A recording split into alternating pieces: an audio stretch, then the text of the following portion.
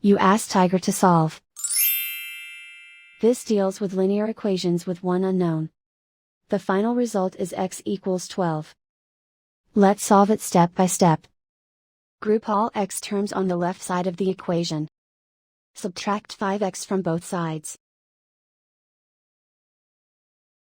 Group like terms. Simplify the arithmetic. Group like terms.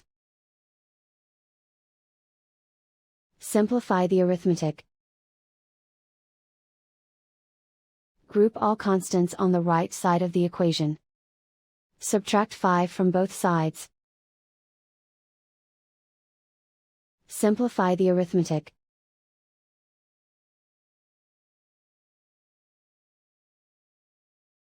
Isolate the x. Divide both sides by -2. Cancel out the negatives. Simplify the fraction.